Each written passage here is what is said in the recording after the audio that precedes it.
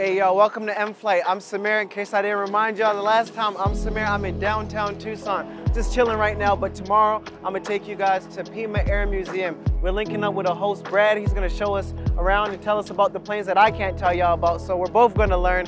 So y'all stick in tomorrow. Like I said, I'm just chilling right now. Might go see what's going down in town, so I'll see y'all tomorrow.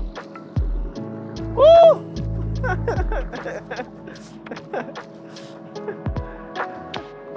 I made it! That was a close call.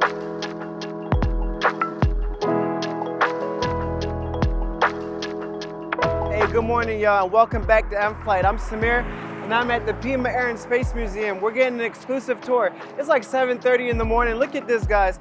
They don't even open till 9, but we're getting an exclusive tour with Brad. He's the marketing manager, social media manager. He's gonna give us a tour outside of business hours. He's gonna tell us about some cool planes. He's gonna show us around, and we're gonna bring you guys along. So let's go find Brad. How's it going, Brad? Good morning. Hi, Samir. Nice to meet you. Welcome to the museum. Appreciate it, man. So we're here with Brad. I told you guys he was gonna give us an exclusive tour. They're not even open yet. They're letting us get behind the scenes, so to speak. So I think we're gonna start off with that plane with the 10 engines. That one caught my eye, so Brad's gonna give us a bit more information about it. Let's head on over. So, yeah, this is the B-36 Peacemaker. This is the last one built. There's only, a handful of these left that didn't get scrapped, because we got a C-130 flying off over there, Davis Monthan Air Force Base. So that's a cargo plane flying in the air. This was a bomber.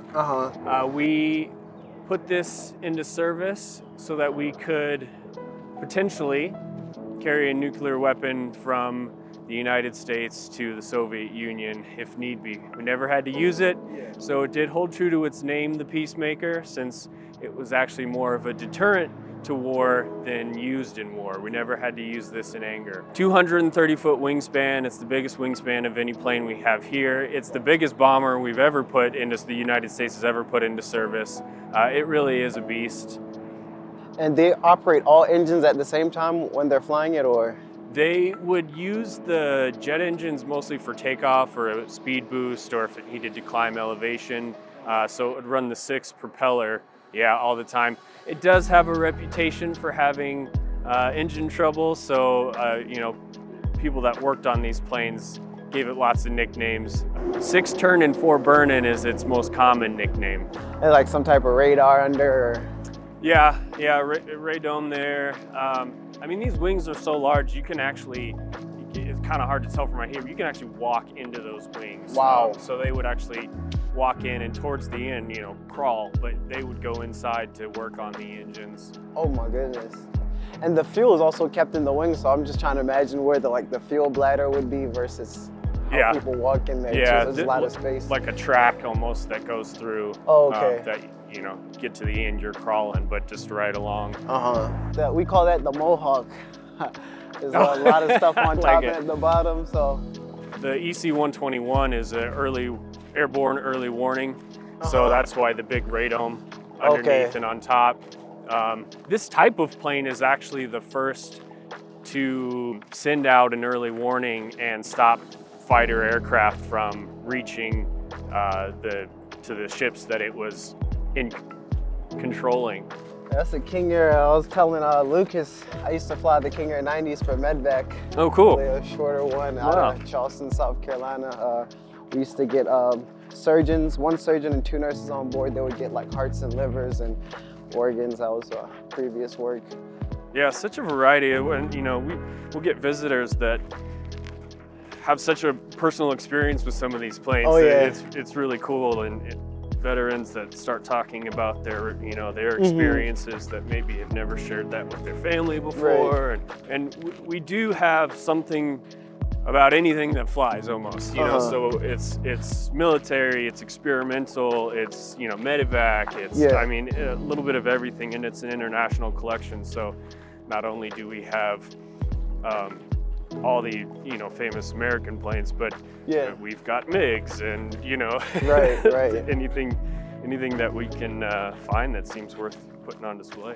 So I'm sure you've heard some cool stories from some cool vets. Yeah, About yeah, stuff, and yeah. it's getting less and less with the World War II aircraft, obviously, but throughout the history of the museum, we've had like our B-29, the whole crew came and did a reunion here. Oh and man. donated some of their items, like their flight gloves and things like that, so that they could actually come back, and they flew combat missions in these planes and then come here and, you know, retell their stories, relive it. And are these one of the former Air Force Ones, or? Yeah, so this one would have carried Air Force One call sign at times. It's best known for being called Freedom One, but it had flown JFK and Johnson. There were 3 of these basically converted 707s. Oh, okay. So this VCERT 137B is one of 3. You can see it's wearing the classic Air Force One color scheme. But it also flew Gore and Eisenhower and the Tehran hostages in the late 70s that were captured for 444 days. This brought them back to the United States. Then later in the Gulf War, it brought back expatriated soldiers. And Wow, so this one's got some real history. Yeah, you know, interior is pretty much still all there. I mean, it's a little gutted, but it's interesting to kind of walk down the aisle and see what, you know, all these Americans that got to celebrate coming back home took to fly. And then right next to us, we've got the last propeller-powered Air Force One. This one was assigned to both Kennedy and Johnson. Of course, by the time that this was the designated Air Force One for Kennedy, they were already flying the militarized 707. So that was a much preferred ride than this one. But they still flew this one and needed it for some runways that the 707 couldn't land on. Okay, and that one over there, was that like for like VIPs? Because I also see it has this scheme, paint scheme. And it was in a fleet of these that would have flown the president. I don't have any proof that this one actually carried a president, but it would have been VIP aircraft. A Jetstar would have been used to fly presidents. So we've got 3 here that, you know, in the JFK era would have been used for that. Also, that TWA, I'm not too familiar with it, but I know they like have a whole airport that has like a TWA museum somewhere. Do you know anything about that TWA by chance? Yeah, this one flew for TWA after World War II. It's believed to be the oldest Connie in existence. It's the classic airliner. Can't tell you how many people I've heard say, "Oh, I used to fly on those," you know. And some people consider it the most beautiful airplane ever made. It is a pretty slick looking plane. I do like how it looks. That's interesting. So you guys are gonna eventually incorporate that in the museum? Because I know that place is off limits. Yep. This is our restoration area. So I mean, everything is kind of in line for refurbishment at some point, you know. But they also do total restorations. We've got one plane that was at the bottom of a lake for 50 years that we got to restore. And I mean, it was an old Soviet World War II plane that had wooden wings. So the wings were rotted off, and the tail and the fabric, you know, on everything. But the metal cockpit was there, so we totally rebuilt the aircraft. We just got a Nighthawk. It was driven from Nevada on the back of a flatbed. So, I mean, you know, you're basically blocking off portions of highway at a time to get it here. And that's not on display yet because so much of the aircraft is still classified. Oh, okay. So we have to reconstruct the leading edges and give it a fake paint, you know, because the paint is still classified because of its stealth qualities. These are our 2 Air Force rows. Okay. We've got 6 Harriers on that further row, which we believe is the largest collection of Harriers in the world. Okay. Okay. So the real exciting part about this area of the museum is all the new airliners we have. Got two 747s, one in the distance there. GE propulsion test platform was the 25th built, so Pan Am purchased in its original order 25, that was number 25, so it is an original. Wow. 747. They say that the famous first flight, Kitty Hawk, in 1903 could have been flown inside a 747. So it's fun to see how far aviation has come. Yeah. Fittingly, to the right is the first 777. This is the original 777. Of course, they still fly 777s, very modern airliner. Right. This one was retired. What makes the first 777 unique is it's the first airliner entirely designed by computer-aided design tools. So that's a revolution of commercial travel right there. Slide rule still being used previously, like on the 747. And then, of course, still the most built airliner ever is the 737. Yeah. It'll be passed up pretty soon, but so far, Airbus coming up on that one pretty quick. Yeah.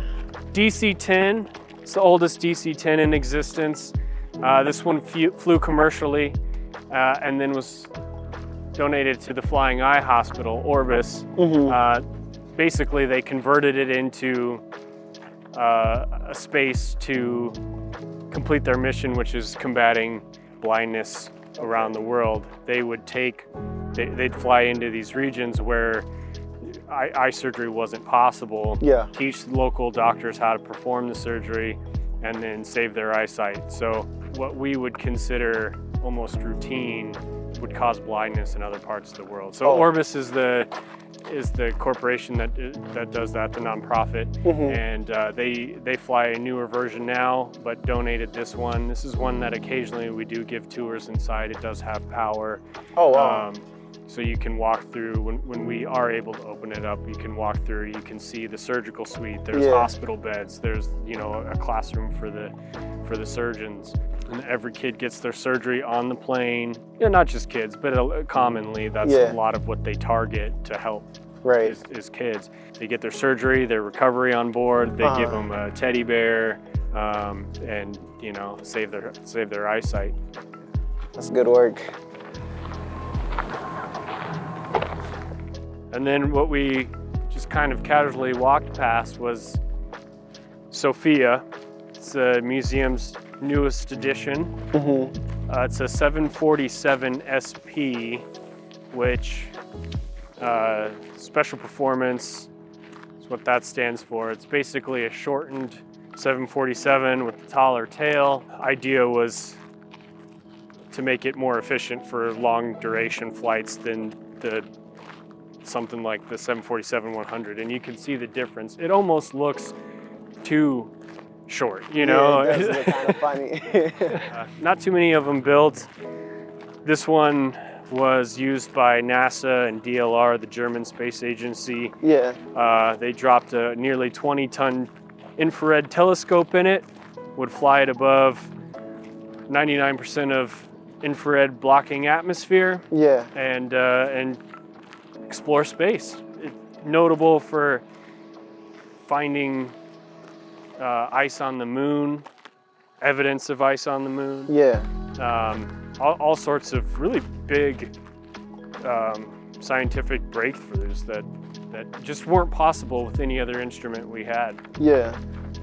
Something about, you could put it on a space station. Well, there isn't currently any infrared telescope technology like this one on a space station, and the other part of having an airborne observatory is it can land, and you can work on the equipment. You can use that as the platform versus flying astronauts back and forth to the space station, having to work on the equipment that way.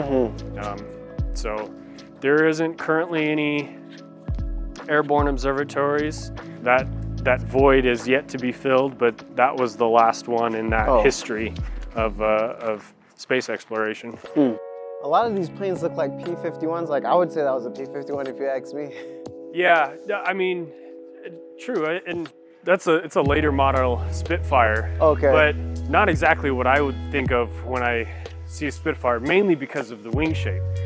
They cut the tips off, and to me that changes the look of the plane quite a bit. And I'm used to the Spitfire with the big elliptical wing that. But in many ways they were comparable. I mean, P-51 was our Escort, and the Spitfire was theirs. Oh, okay. Yeah, that's one of the uses for it. But okay. those were the two most successful for the Royal Air Force and United States Army Air Corps. But yeah, I mean, this one was a later model, so bigger engine. This one was used for reconnaissance as well. That's a pretty cool addition to have a Spitfire and a Hurricane, and and all these foreign fighters that. Yeah. And I saw this boat. Also, what is the boat doing in an airplane museum? Right. So it's a lifeboat, and they would use it for rescue. The picture shown there, and usually would have been dropped from a B-29, which we'll go see here in a second as well.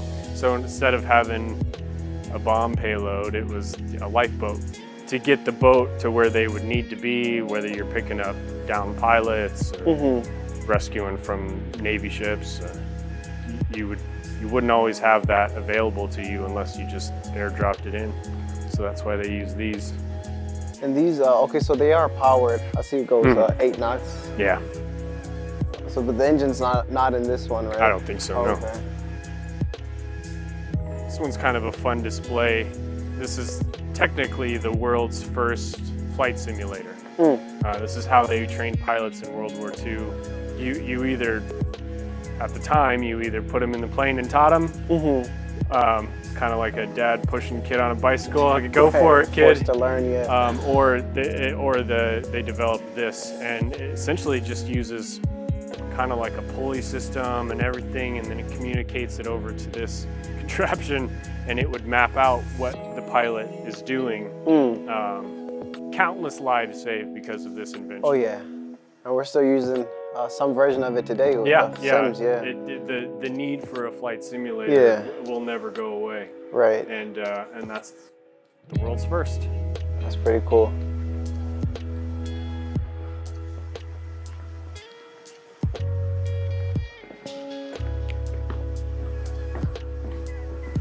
We have two planes that were at Tokyo Bay when the Japanese surrendered, VJ Day. That's one of them. That's a torpedo bomber that was used in World War II Pacific Theater. Wow. On VJ Day, Victory over Japan Day, we flew hundreds and hundreds of planes over the bay. It's called Show of Force, so basically a flex that the United States did, and that was its final World War II mission, was that Show of Force.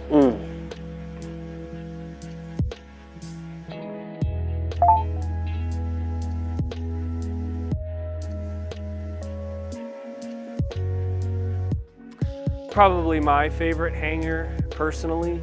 It's great World War II history. We've got some really rare aircraft in here. We've got some really iconic aircraft in here. Mainly being the B-29. The whole World War II Pacific Theater strategy is based off of this airplane. Everything we did in the Pacific Theater was to get this plane closer to Japan.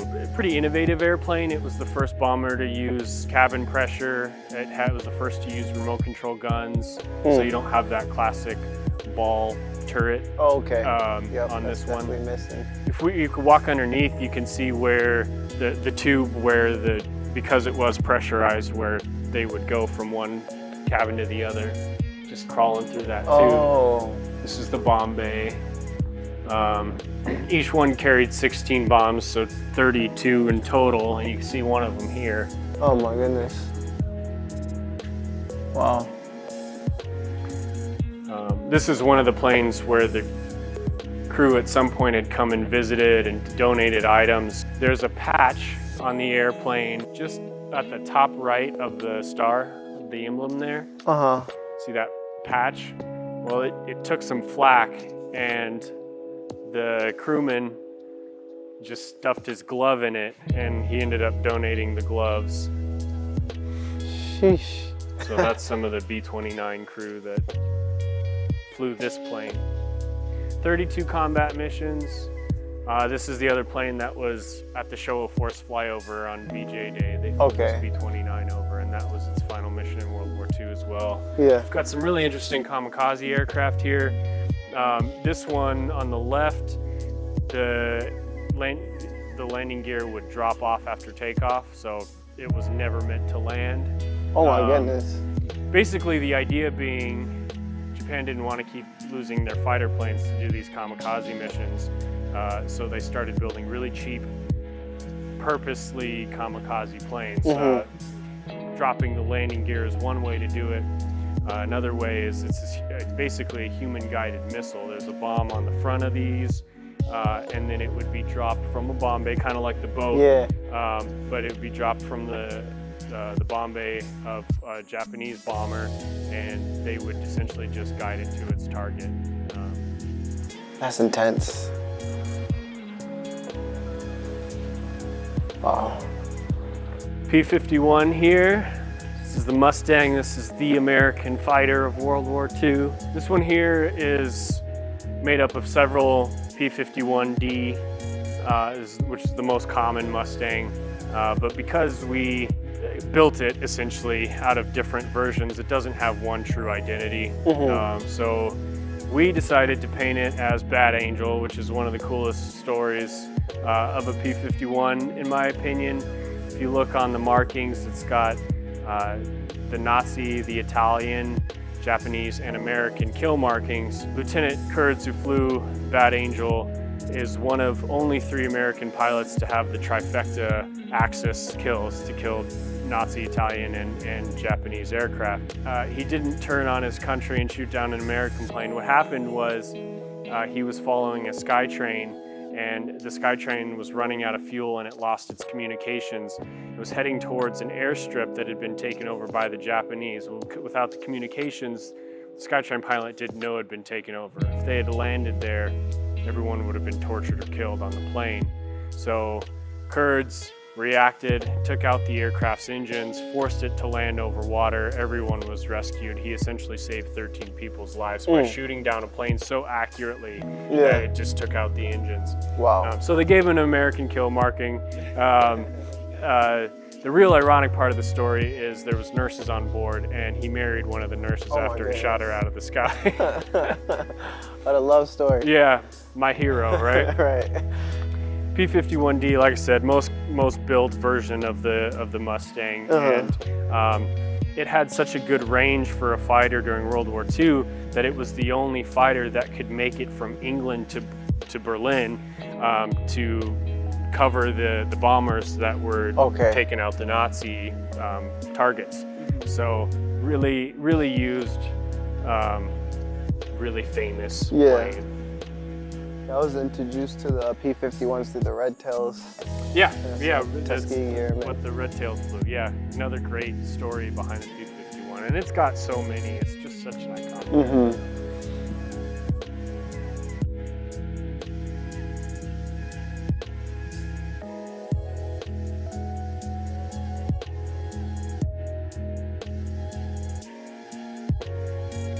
This is another plane that flew the hump that I had mentioned earlier, flying from India to take supplies and troops to China that we were supporting against the Japanese. Flying over Mount Everest, essentially, was this guy's job. Douglas A-20 Havoc's really cool. This is not a really commonly mentioned airplane, but used in every theater of the war. It's another attack airplane. It was first used by the French.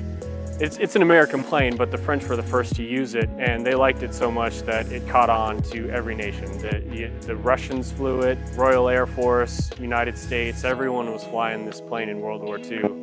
By the end of it, flew in every theater. So few of them left on display, and it's another example of an airplane that this one crash landed in a swamp. Crew survived, left it there. It was in the swamp for 50 years. Wow. Maybe 49. One of them was 49, 150. I can't remember right now which was which, but eventually pulled out, airlifted out with a helicopter out of the swamp. And we got to finish restoring this one. So the restoring process had already begun elsewhere, and we purchased it. We got to finish it up and put it on display. And you can't find these anywhere. It's such an important piece of history that is almost completely gone. Yeah. A little bit of a Korean War area. Of course, the Corsair was used in World War II, famous Pacific theater. It was, like the Marines airplane. Tiger Cat, we've got the MiG-15, which shocked the Western world in during the Korean War. All of a sudden their jet fighter was outperforming all of our airplanes. Our answer to that was then the Sabre. So this is a very common dogfight site right here, the MiG-15 versus the Sabre. I don't see where the barrel for this one. I see that one on the Sabre. It's just got a cover on it. Oh, okay. Kind of looks like Deadpool, if you ask me. I agree. But yeah, that's the cover, but that's the intake there, yeah. Oh, okay. Tiger Cat missed World War II by 1 day. Oh, it was put into service the day after the Japanese surrendered, but it would have been the fastest fighter we had if it had been in that. Of course, it was still used in the Korean War in the 50s, but when the jet engines took over, everything, propeller became obsolete as far as a fighter goes. Total, this is one of the World War II themed hangars, centerpiece being the B-24 Liberator. This kind of came shortly after the B-17, which is kind of the workhorse of World War II as far as bombing went, but the Liberator could go higher, faster, further, hold more bombs. It is the most produced multi-engine aircraft ever. There's not too many of them on display. This one was through the Lend-Lease program, so we basically lent it to the Royal Air Force. When they were done, one of the requirements of the lease was to either destroy or return the aircraft. Well, when the war ended, guys wanted to go home. So this was stationed in India, and they kind of chopped them up a little bit and then they left. Well, the Indian Air Force actually was able to reconstruct a bunch of them and flew them into the 70s. Wow. And this one was one of them that the Indian Air Force flew. So on one side you have its original markings, the Bungay Buckaroo, that was for the Royal Air Force, and then on the other side we painted the Indian Air Force. Oh, let's check that out. That's interesting.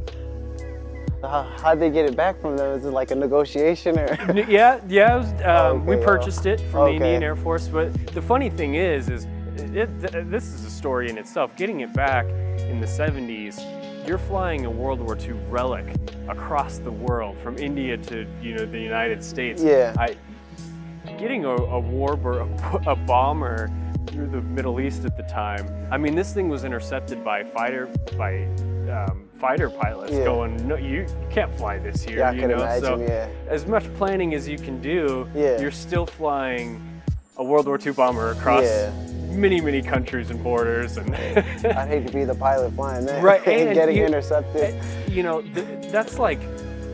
That's like a language that's died, flying a B-24 didn't exist. Even no one knew how to fly a B-24 in the 70s, so they had to relearn everything. So actually from the Indian Air Force, teaching them how to fly this plane back then. Pretty crazy experience. This was our first major outside acquisition, and really something that put Pima Air Space Museum on the map in the 70s. Of course, we've grown massively. There's over 400 aircraft here now.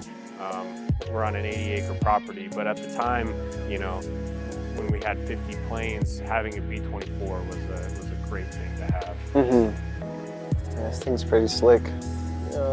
That's not a P-51 Mustang though. There's no. Hawker Hurricane. This one was made out of several different Hurricanes that we compiled, so we painted it to represent an airplane that became pretty famous. L.C. Wade flew this plane. He actually learned to fly in Tucson. And if you've ever seen the movie Pearl Harbor, Ben Affleck, he volunteers to fly for the RAF. Well, L.C. Wade, that's his story, really. He had the most kills, aerial victories of any foreign pilot flying for another Air Force. Oh, man. So we painted it after his airplane. This one's actually painted like the one he flew when he was fighting in the African theater, the North African theater, which isn't talked about as much, but that's where they flew this version of the Hurricane. But American hero, he answered the call to to defend against tyranny, against the Nazis, and paid his life for it. Died really young, but his aerial victories in the 30s, I want to say, he made a difference. I mean, that guy's a hero. Yeah, most definitely. Skytrain, Douglas C-47. Eisenhower said that this plane is one of the biggest tools we had to win the war. Compared it to things like as important as the nuclear bomb, which is saying something, but they were used throughout the war. Its most famous use was on D-Day. This is the plane that dropped all the paratroopers behind enemy lines. And that's why you see the invasion stripes there. That's what those black and white stripes are called. So again, we're going back to the 40s, radar communications being what they were at the time.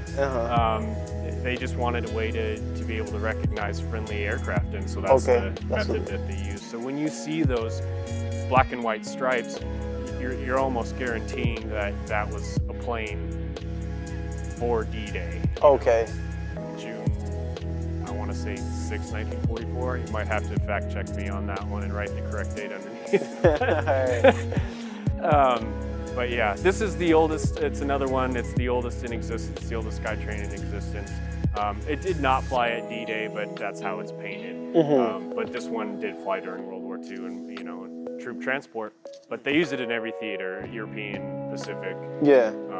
Flying the hump, which is they would take supplies from places like India, fly it over the Himalayas, and support the parts of the battles going on in China, because Japan was invading China. And at that time, we were supporting China. This one, worth noting, mentioned it a little bit already. This is the IL-2 Sturmovik. It's the most built military aircraft of all time. There are 36,000 of them built. The reason for that being, Stalin called the manufacturer and was like, the fact that you guys are only producing 1 or 2 of these a day, ridiculous. That's essentially a death threat if you're getting a call like that from Stalin. So he pumped these out like crazy.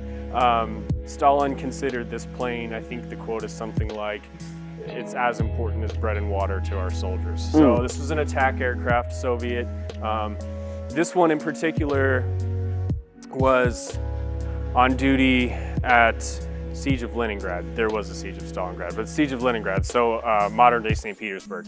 And it's one of the, if you look up siege history, it's one of the most disturbing sieges of all time. This, when they finally got the Nazis out and freed the city, this was one of the planes attacking them and pushing them away. It got shot down from ground fire, landed on a frozen lake. The crew, there's the 2 crew, survived and went back to their, to their troops, but crash landed on the frozen lake. When it melted, it sunk to the bottom. It was at the bottom of the lake for 50 years. And we got to rebuild it and reconstruct it. This is the only one on display in the western half of the world. There's only about a dozen or so on display in the world out of the 36,000. This is the only one in the western half of, that you can come see. Pretty cool plane. That's a pretty cool history. It's essentially the archetype for something we still fly, the A-10 Warthog.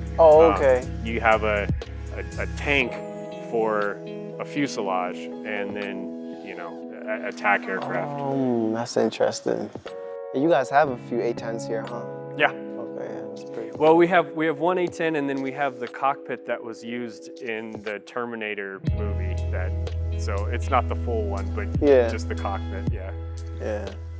I see the A-10s flying out of Davis Moffins all the time too. It's pretty cool. We usually see C-130s and A-10s flying off, but every now and then F-16s, and who knows what else. I mean, we had the Patriots, New England Patriots team football airplane land there one time. So you see a lot of cool planes flying in there, and then any planes that need to fly to be put on display, like the Dreamliner you were saying. So this is kind of, a visitor's first experience of the museum here. And I personally love this spot. This is where we would do events and things like that. So it's a big wide open area, but from here is such a unique variety of aircraft. We've got a Royal Australian Air Force Vampire, that was an aerial demonstration team. We've got the Thunderbirds aerial demonstration team.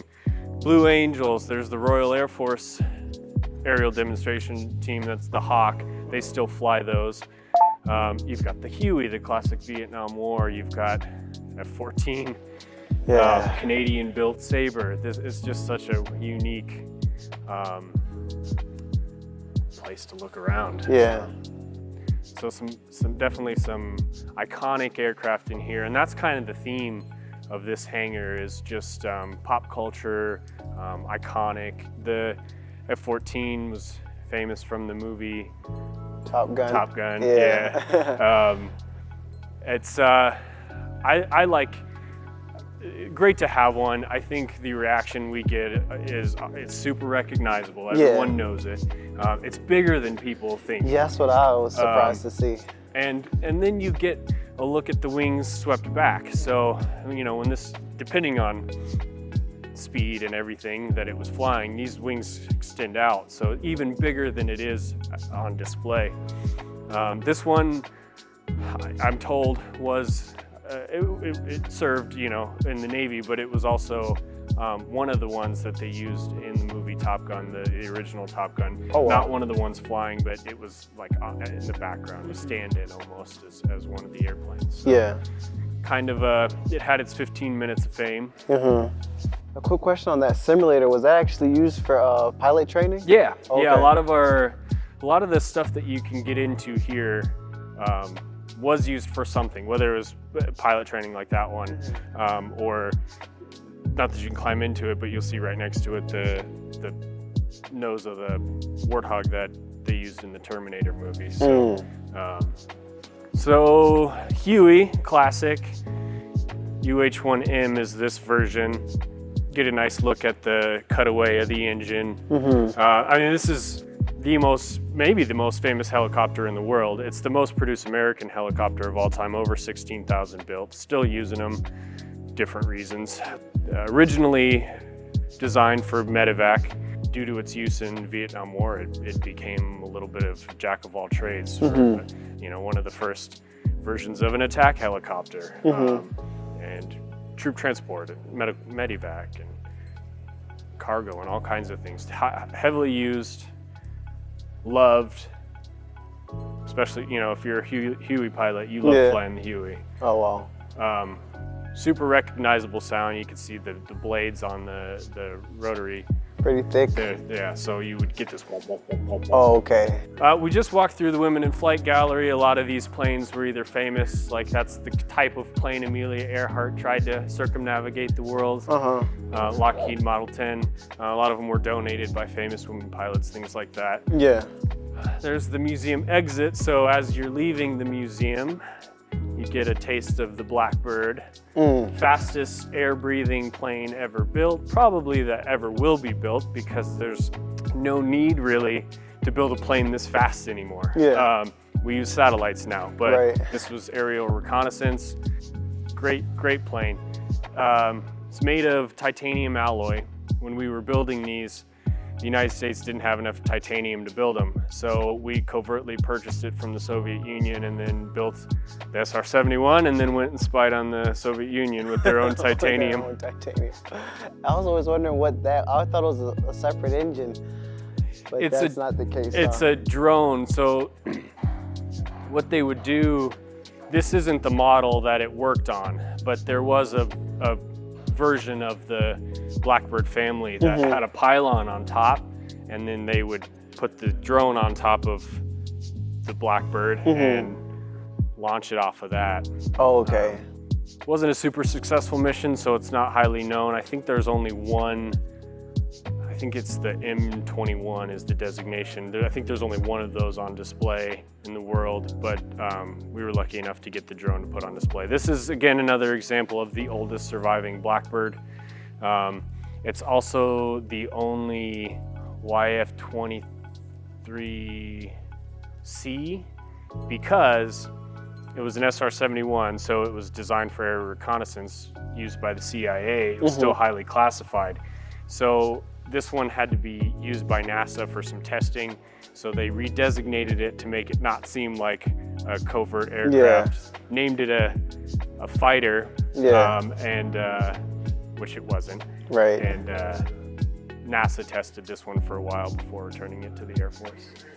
The heat friction when you would fly this plane would go so fast that the points of contact on the outside got up to 1,000 degrees. So I mean, that's why they use titanium versus some of the more traditional materials. Yeah, I was surprised to see it was this large. I didn't think Big it was plane. that big of a plane. Yeah, and other than it just being a unique aircraft in general, people really love to be able to walk underneath it.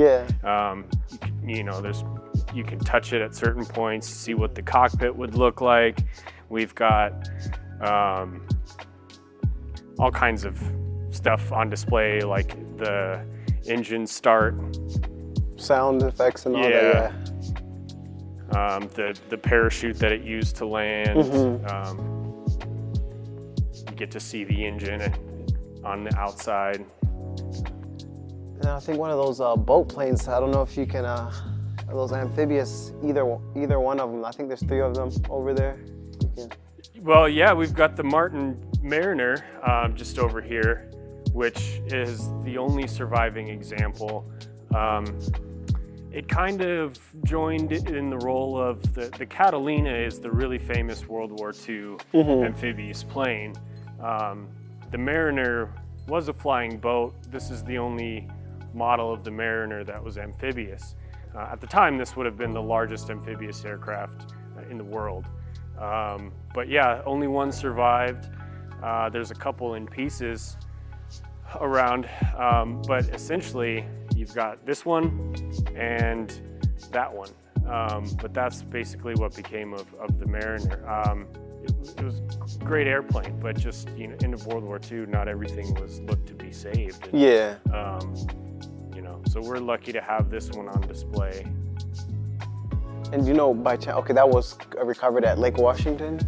Oh, wow. And this is the fuselage and wing, or? Yeah. Okay.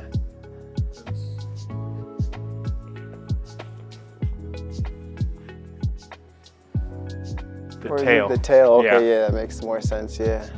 Really cool airplane, definitely a unique look to it. Yeah. Some say ugly, others say beautiful, in the eye of the beholder. But, but interesting, I mean, if you look at it from straight on, both the gun and the landing gear are off center. And the reason for that is essentially the same. The gun is so big. Oh, wow. It's off center because of the torque. So it torques so much that if it was centered on the airplane, it would throw it off a little bit. Wow. And then the landing gear is off center because of how big the gun is on the inside. You can see the full length of the barrel of the gun right there, but there's actually a hole. The actual barrel part is as big as a VW Bug. And then you have a titanium tank under the cockpit to protect the pilot. They keep talking about retiring them, right? But not yet. Probably soon. Yeah. Really effective, though, attack aircraft. I mean, probably, some would argue the most effective attack aircraft ever. So, it's stayed around for a reason, but others see its reason to go. It is kind of older. Yeah. But I just side note, for me personally, I always was amazed at how quiet they are, which, for a reason, you want an attack aircraft to be quiet. Yeah. But when we hear these take off versus an F-16, it's just a world of difference in the sound.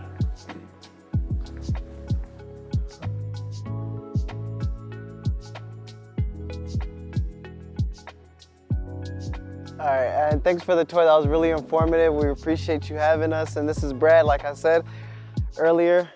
So you guys come check out the Pima Air Museum. Yeah, thanks for coming out. Always fun for me to talk about our airplanes. Great to have a pilot here and show some appreciation for the history, and for us to, I don't know, support what's going on now. It's great. So glad you came out, man. Thanks, man. Appreciate you guys.